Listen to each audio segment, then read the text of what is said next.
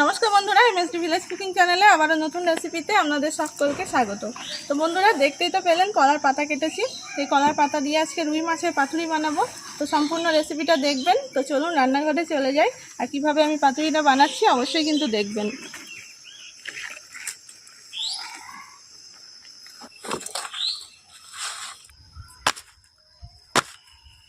তো মাছগুলো একদম টাটকা মাছ, সবে সকালে ধরা হয়েছে। তো চলুন মাছগুলো এবার আমি কেটে নিই।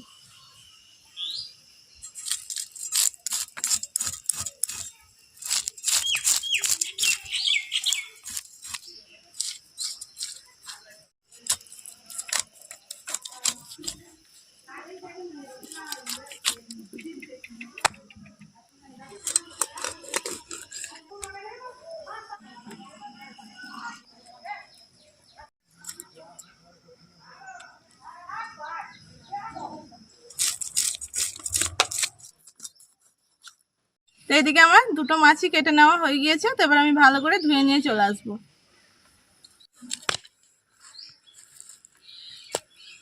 তো এদিকে আমি মাছটা ভালো করে ধুয়ে নিয়ে চলে এসেছি। মাছের মাথা লেজাটা বাদ দিয়েছি, ওইটা অন্য কোনো রেসিপি করে খাওয়া হবে।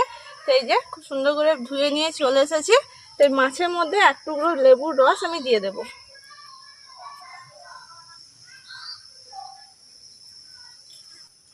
এবার ভালো করে মাখিয়ে নেব।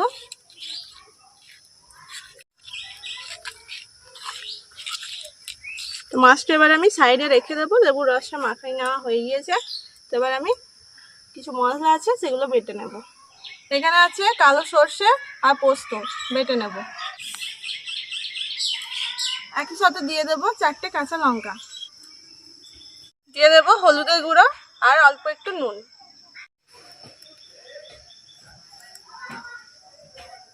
এই সমস্ত কিছু আমি একসাথে খুব ভালো করে বেটে নেব।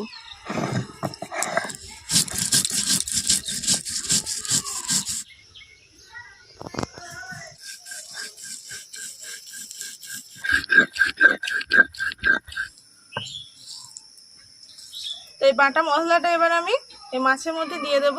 আর মাছটা তো আগে থেকেই লেবু রস মাখিয়ে রেখে দিয়েছিলাম। তো এদিকে তো মাছের মধ্যে আমি মশলাটা দিয়ে দিয়েছি। তো এর মধ্যে এবার আমি দিয়ে দেবো কাঁচা সর্ষের তেল। সমস্ত রকম মশলা তো দেওয়া হয়ে গিয়েছে, শুধু এই কাঁচা সর্ষের তেলটা দিলেই হবে। বেশ খানিকটা কিন্তু কাঁচা সর্ষের তেল দিতে হবে।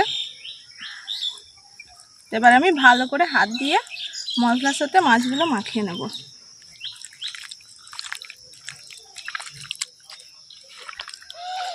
খুব সুন্দর একটা গন্ধ বের হয়েছে, খুব সুন্দর লাগছে।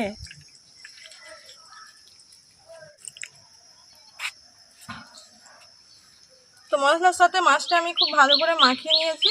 তো মাছটা এবার আমি সাইডে একটু ঢাকা দিয়ে রেখে দেবো। ওইদিকে উনুনটা ধরিয়ে নিতে হবে। এবার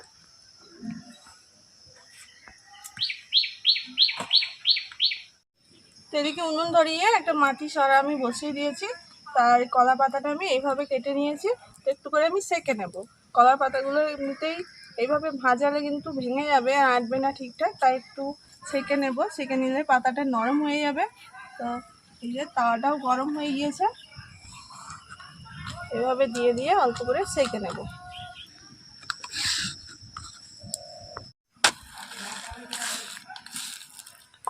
এদিকে সব পাতাগুলো আমি সেঁকে নিয়েছি। পাতাগুলো খুব সুন্দরভাবে নরমও হয়ে গিয়েছে।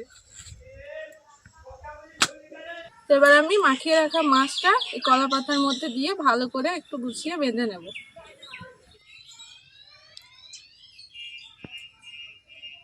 এখান থেকে এক পিস মাছ নিয়ে নিয়েছি। আর সাইডে যে মশলাগুলো আছে ওগুলো একটু করে উপরে দিয়ে দেব।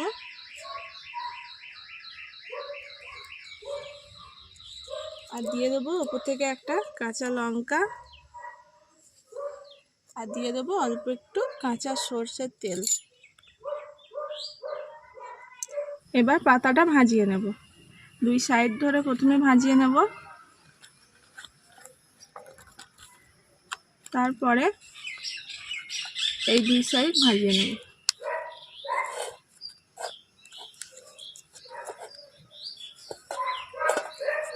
এখানে আমি একটা সুতো নিয়েছি, এই সুতোটা দিয়ে বেঁধে নেব।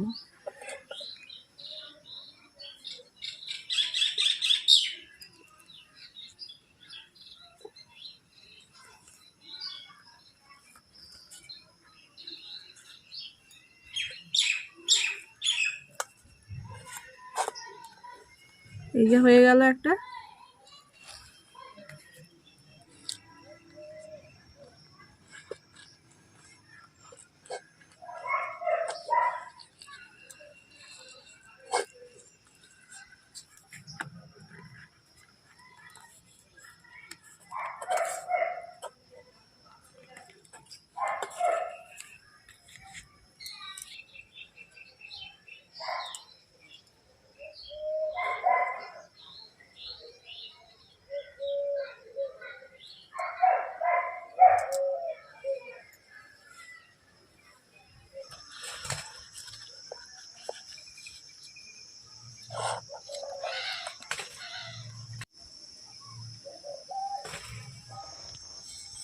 এই পাতুরিগুলো কিন্তু দুরকম ভাবে বানানো যায়, ভাপিয়েও বানানো যায়, আবার তেলে ভেজেও কিন্তু বানানো যায়। তবে আমি আজকে মাটির সরাতে তেল দিয়ে পাতুরিগুলো ভেজে নেব।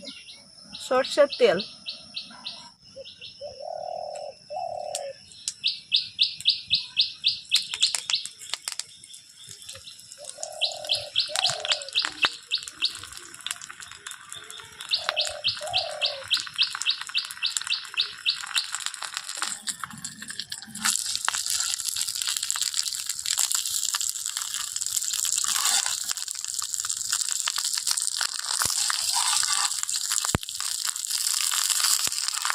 তো এই পাতুরিগুলো একদম অল্প আছে, কিছুক্ষণ টাইম ধরে ভেজে নিতে হবে, তাহলে ভিতরে মাছটা খুব সুন্দরভাবে সিদ্ধ হয়ে যাবে, আবার খেতেও দারুণ লাগবে। তো এদিকে পাতুরিগুলো সব আমার রেডি হয়ে গিয়েছে, তো এবার আমি নামিয়ে নেব।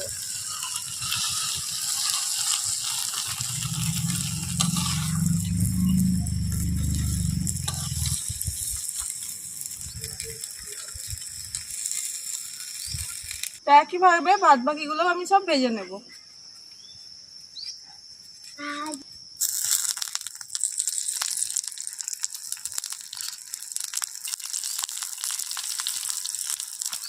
তো পাতুরিগুলো আমার সব রেডি হয়ে গিয়েছে।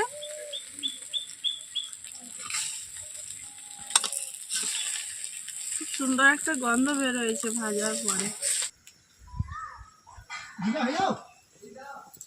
চলো খেয়ে দেখো কেমন হলো পাতুরি।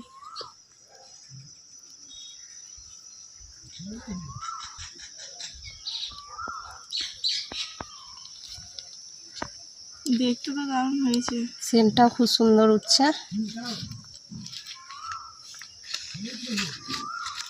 গন্ধে অর্ধেক ভাত খাওয়া হয়ে যাবে।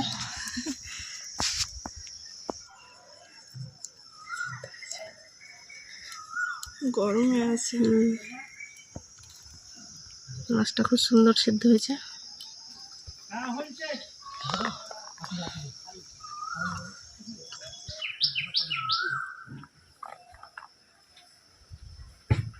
ঠিক আছে, দারুণ হয়েছে মাছটা।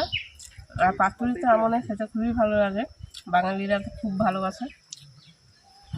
আর টেস্টটাও খুব সুন্দর হয়েছে, সেন্টটাও খুব সুন্দর। আপনারা বাড়িতে এরকমভাবে করে খাবেন, এত ভালো লাগছে না, সুন্দর হয়েছে না এখানটা, এবারে দারুণ লাগছে। আর মাছটাও একদম টাটকা ছিল, আর হেভি, আর বিলের টাটকা মাছ, দারুণ লাগছে, হেভি হয়েছে। আমাকে আর একটা পিস দেবে, দারুণ লাগছে অনেকগুলো খেতে। আছে, নাও কেন।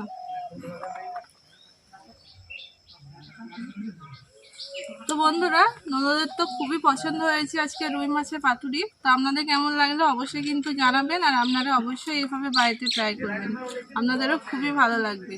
তো আজকের মতো ভিডিও এটুকুই। তো দেখা হবে আবার একটা নতুন ভিডিওর সাথে। তো ততক্ষণে আপনারা ভালো থাকবেন, সুস্থ থাকবেন, সাবধানে থাকবেন।